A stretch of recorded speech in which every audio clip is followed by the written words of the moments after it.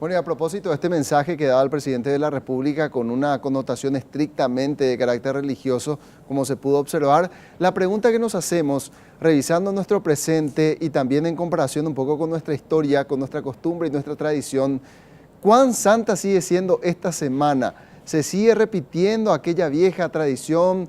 ¿Se conservan las costumbres? Son interrogantes que uno se hace porque en países como Uruguay, por ejemplo, ya le doy la bienvenida a nuestro invitado David Galeano, él es antropólogo y también conocedor de la historia paraguaya.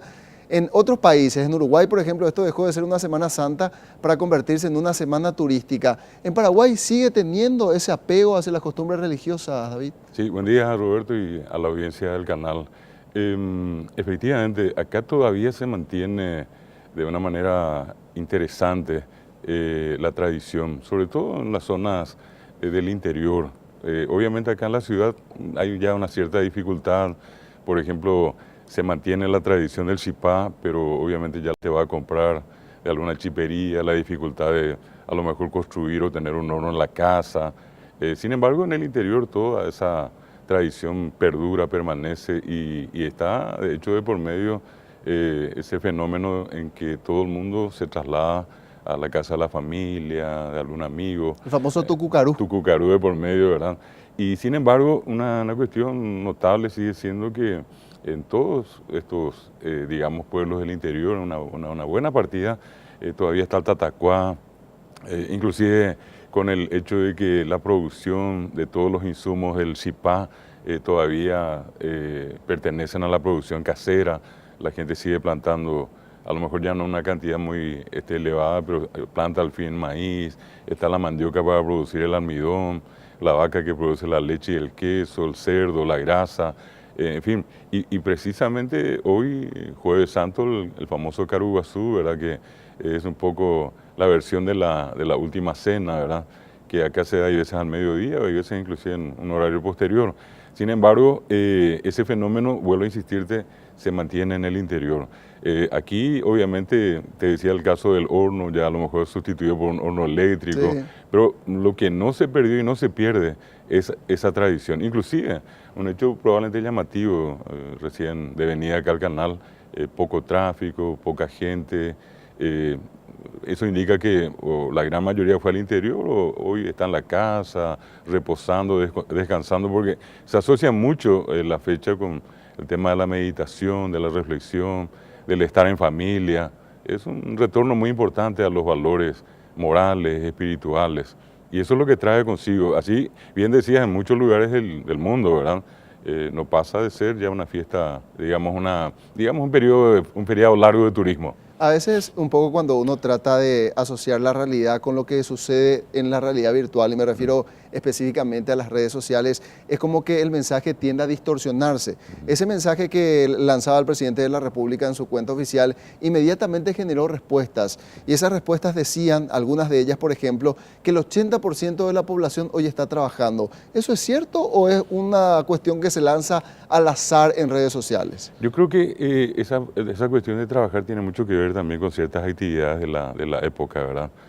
Recién, justamente a través de ustedes, estábamos viendo la gente que está trabajando en la zona de Remanso. Hay otra gente que está trabajando en la producción del chipá, hay otra gente que está trabajando en los transportes. Es decir, hay un cierto tipo de actividad laboral que se asocia, aprovecha. claro, y se asocia y se aprovecha con esto. Artesanos en el interior, mismo hoy, por ejemplo, más que por una parte ver nosotros esa gran obra de Coqui Ruiz en Tañanandí, allí hay mucha gente que está trabajando. La ciudad completa de San Ignacio está en actividad. Entendiendo por ese lado, sin dejar de considerar que hay mucha gente que hoy probablemente no tiene un día feriado o estos días porque están trabajando en algún supermercado, en alguna estación de servicio.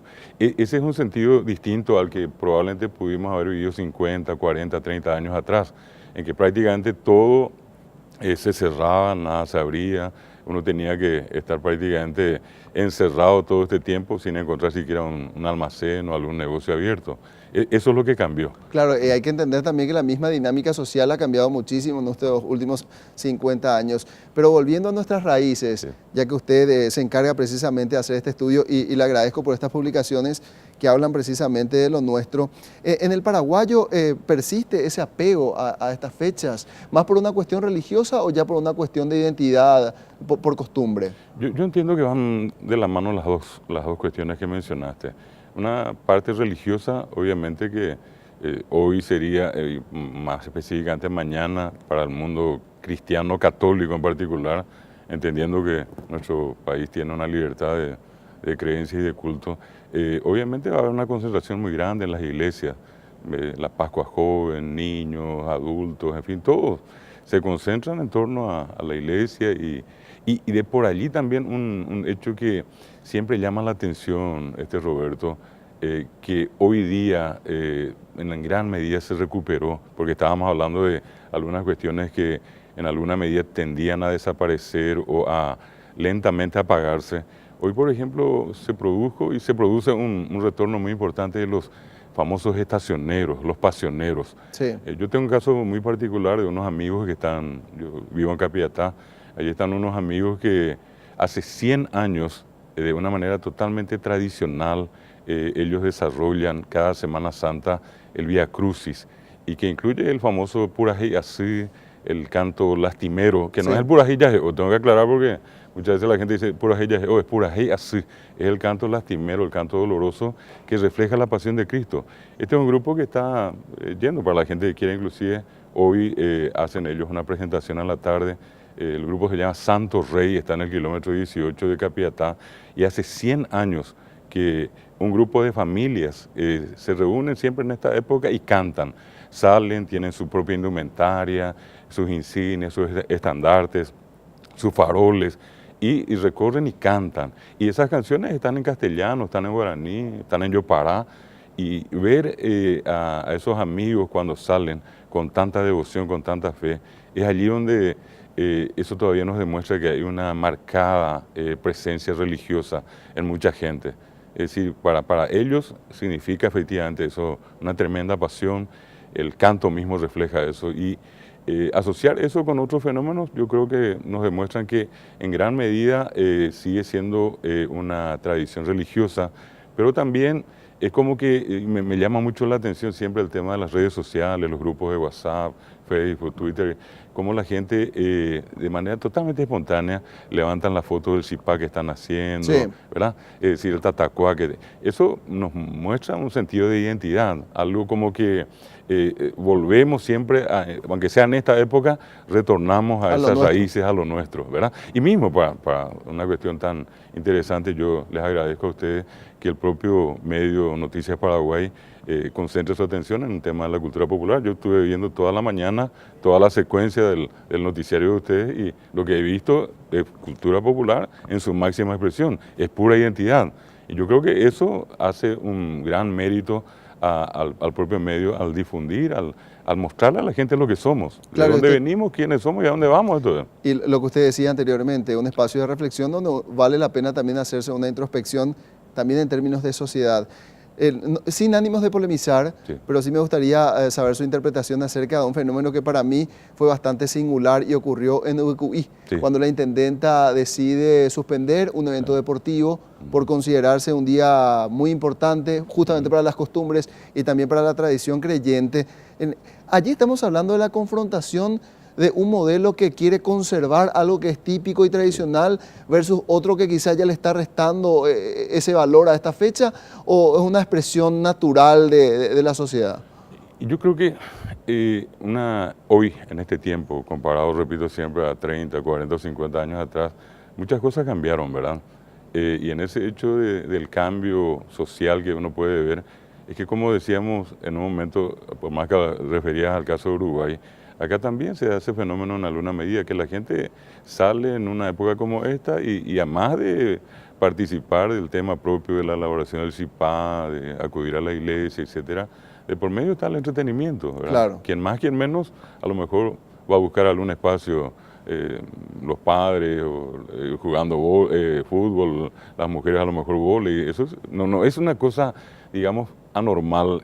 Sí llamó la atención este caso en particular, pero a mí me consta, yo siempre he visto esto en los últimos tiempos en varios lugares en este tiempo de Semana Santa, gente a veces todavía jugando fútbol o haciendo algún tipo de actividad deportiva.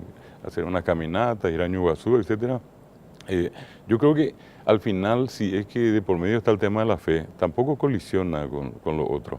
Ahora, si eso tiende a un proceso de degradación que termina en una feroz borrachera y otras cosas, allí sí ya daña el sentido, digamos, de la valoración que la sociedad le da a la fecha y a cualquier tipo de práctica deportiva, que no tenga que caer en el exceso, ¿verdad?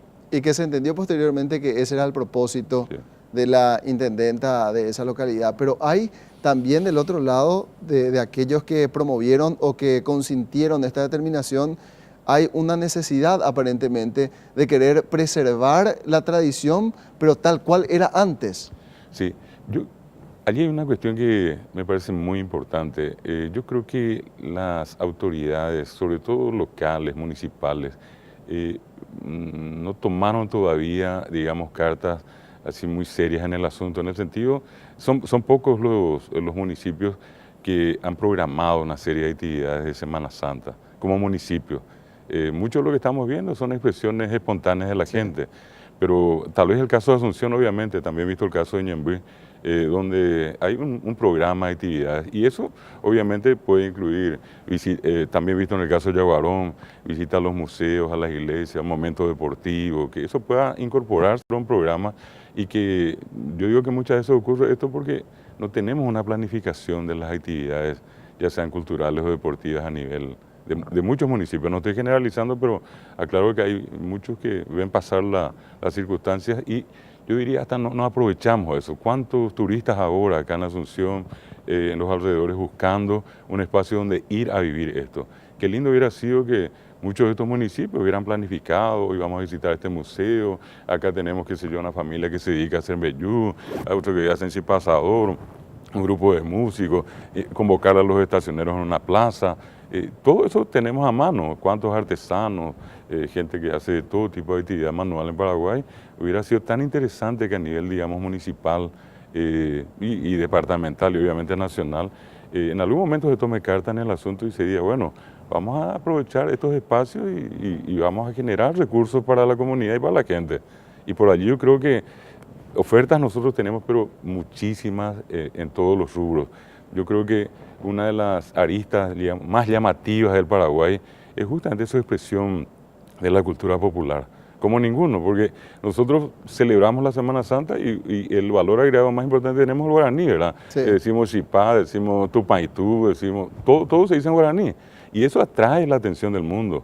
Es decir, ver, por ejemplo, hoy en muchos de los grupos de WhatsApp y compañía al Papa diciendo Orerú, Iba Perimeo, eso quedó, impactó al mundo, ¿verdad? Y en una época como esta, obviamente, es un producto interesante para nuestro país y para nuestra comunidad. Bueno, y en virtud de lo que hemos conversado en este tiempo, como última consulta, el paraguayo o la cultura paraguaya, revisando el conglomerado paraguayo etnográficamente, ¿su tradición y su costumbre es vulnerable, es factible que se vaya perdiendo, deteriorando, o tenemos un pueblo sólido en sus costumbres? Bueno, es una cosa increíble el caso nuestro. Aparte de las dos guerras, una guerra de exterminio prácticamente donde el Paraguay quedó diezmado, otra guerra a corto tiempo, una tradición sustentada solamente en la oralidad, un amplio margen de analfabetos todavía en el Paraguay, hizo que la cultura permanezca en la oralidad. Acá todavía para mucha gente la palabra es la palabra. Hay mucha gente que no puede leer, no es que no quiera leer, no sabe leer porque justamente un 40% del Paraguay sigue siendo hablante guaraní. Entonces, el fenómeno sí, yo creo que pasó y pasa por allí. Hoy se le agrega un elemento que yo creo que va a ayudar a mantener, aparte, insisto, y me parece siempre loable mencionar este espacio que ustedes le brindan. Hoy yo puedo entrar a YouTube y encontrar una cantidad de música paraguaya, de canciones, cómo se hace chipá, todo este fenómeno de la cultura popular hoy está guardado en lo que son estos grandes espacios que tiene el mundo hoy, que son los espacios que se dan a través de internet, Wikipedia, Wikipetá nosotros tenemos en guaraní. ¿Verdad? Y entonces, desde ese punto de vista, yo creo que hoy la cuestión está en mejores, digamos, circunstancias, se guarda, se atiende, hay publicaciones, eso ayuda mucho, se está rescatando mucho. pero no tenemos que perder de vista que sobra mucho aún por rescatar.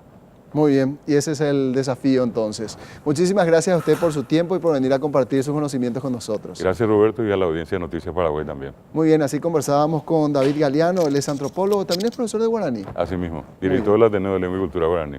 Ahí está entonces, muchas gracias. Seguimos con Caro.